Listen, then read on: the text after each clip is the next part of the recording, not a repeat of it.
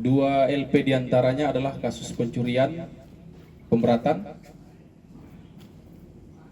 Dalam hal ini kendaraan bermotor dan alat-alat pertanian berupa mesin hand traktor. Syederalun Satuan Reserse dan Kriminal atau Satreskrim Polres Aceh Singkil tangkap pelaku pencurian mesin alat pertanian dan mesin perahu. Dalam perkara itu, polisi menahan 4 tersangka, satu diantaranya berinisial HM, penduduk Mandumpang, Kecamatan Suromakmur, Kabupaten Aceh Singkil merupakan residivis.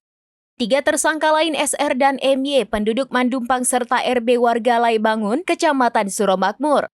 Pelaku melakukan pencurian dengan membongkar gudang milik kelompok tani di Desa Pangkalan Sulampi.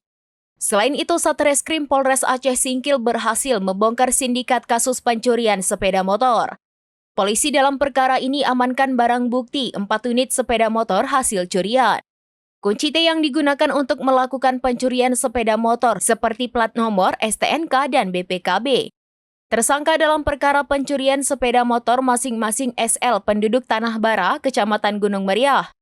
Lalu AS warga Medan Sunggal, Sumatera Utara, dan EP alamat Tembung Deli Serdang, Sumatera Utara. Sepanjang Januari hingga 20 Februari 2025, Satreskrim Polres Aceh Singkil juga berhasil menangkap 2 tersangka ruda paksa terhadap anak perempuan di bawah umur. Pelaku pertama NT 20 tahun, lelaki lajang yang masih sekampung dengan korban di sebuah desa di Kabupaten Aceh Singkil. Sementara pelaku kedua M alias O, 35 tahun, pria beristri juga satu kampung dengan korban.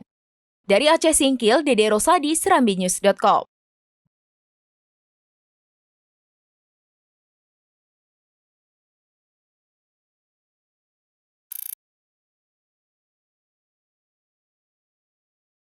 Download Tribun X sekarang, menghadirkan lokal menjadi Indonesia.